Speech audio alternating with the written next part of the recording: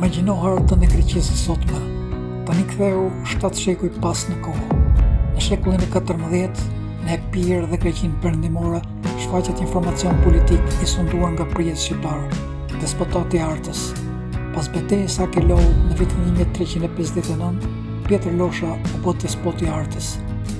Më pas, pushtetin e mori Gjimbu Shpata, një nga figurat më të njohura shqiptare të kësaj periudhe. Dinastia Shpata sundoi territore të rëndësishme në Epirë, Etoli dhe Akarnani, por nuk bëhet fjalë për një shtet kombëtar shqiptar në kuptimin modern.